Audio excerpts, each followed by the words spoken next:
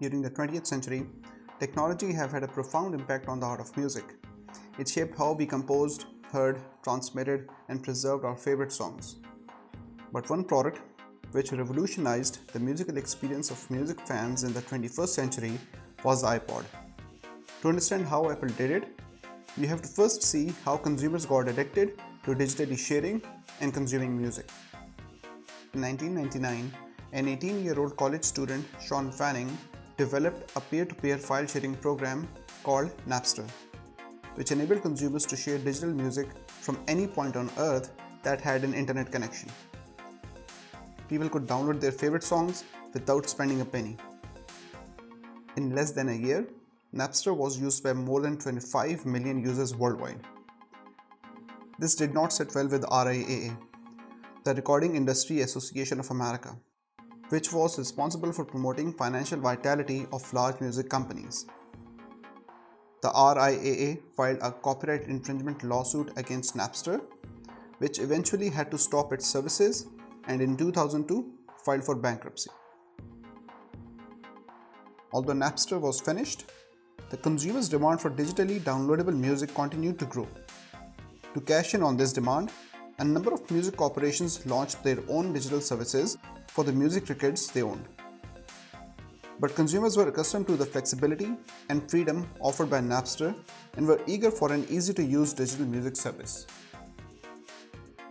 In 2001, Apple launched their iTunes software, which initially was just a simple jukebox. Being both a software and a hardware company, Apple also started developing a portable music player in 2001 and named it iPod. The key design aspect behind iPod was simplicity, which became iPod's unique selling proposition against its competitors. Furthermore, it came with a larger hard drive, giving users the ability to store up to 1,000 songs, which at the time was unmatched. The iPod's 5GB unit was priced at $399, causing many skeptics to refer to it as "idiot's priced our device." It wasn't Windows compatible, which limited its market to the few but loyal Mac users. iPod also didn't use the most common audio file format, the MP3, and instead used a less common format called AAC that happened to be of higher quality. But against all odds, iPod was a hit, and music fans flocked to stores to own Apple's first non-computer device. 10 months later, Apple launched the second generation of iPods with storage capacities of 10 and 20 GB. Up until this point, the iPod was a hit, but it became a global sensation when in 2003, Steve Jobs not only announced the next generation of iPod, but also unveiled a digital music store embedded into the iTunes software. This new service was called the iTunes Music Store, or simply the iTunes Store, and propelled iPod to become an international sensation. The iTunes Store fulfilled some key customer needs that no legal digital music service of the time was able to achieve since Napster. Other digital music subscription services charged a monthly fee for music that allowed access to songs only for a limited period of subscription. In contrast, iTunes allowed users to permanently own songs, which closely resembled the way music fans were accustomed to purchasing music throughout their lives. It was also the first centralized and user-friendly legal digital music store to offer music from all major records. It provided a 200,000 song library that featured uniform rules for downloading and copying songs. Consumers could download a single song for 99 cents and an entire album for $999.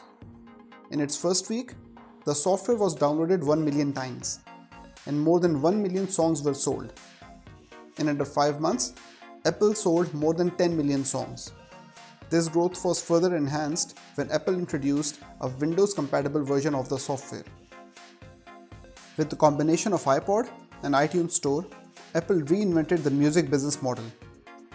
When iTunes was launched, many financial analysts thought that Apple would use the classic razor and blade business model to sell the combo.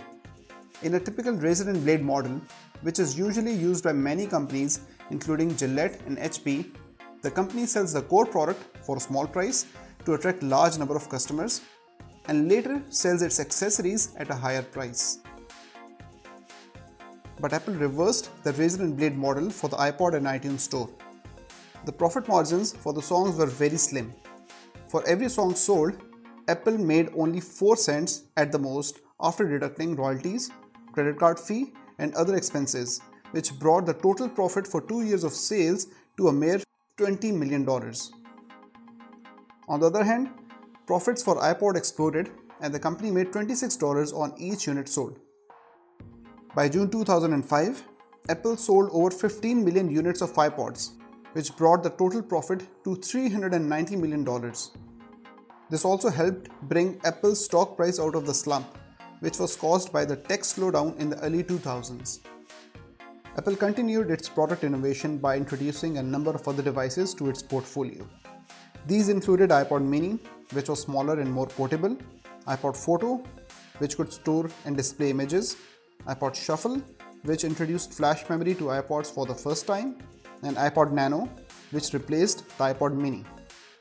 In October 2005, Apple launched the 5th generation iPod, which had the ability to play high-quality color videos on a 2.5-inch screen.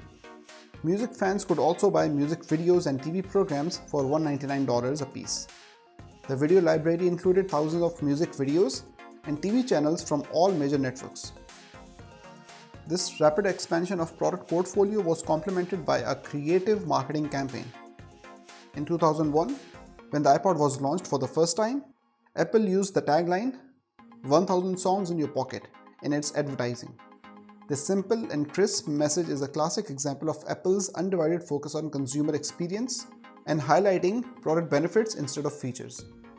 In 2003, Apple launched another creative campaign called the Silhouette Ad Campaign, which featured black silhouettes of actors against a solid color background, dancing while listening to their bright white iPod and signature white headphones. This campaign reinforced iPod's status as a design icon. With a high demand for the iPods, Apple utilized every avenue to distribute the product and sold all models through every major electronic retailer. iPods were sold through airport vending machines as well, alongside other accessories. Apple also began constructing their own Apple stores in 2001, and by 2005, the company had more than 110 stores at all upscale malls in the US. In 2007, Apple released the iPod Touch, which is the only iPod sold by Apple today. A year later, its sales began to decline. In 2009, iPods accounted for 29% of company's total revenue. By 2015, this share was dropped to only 1%. This decline was caused by the introduction of iPhone, which combined a phone, an iPod, and an internet communicator into a single device. Today, iPods still have a few users. They're good devices for kids, going to the gym, or for people who still like owning music. But in current times, when our devices can do everything and go everywhere, it seems unlikely that a single-purpose gadget could find mass success again. That's all for this week. Thank you for watching. Make sure to like and share the video if you enjoyed it, and subscribe if you haven't already. Leave your suggestions in the comments box below. We'll meet next week with a new video. Until then, goodbye.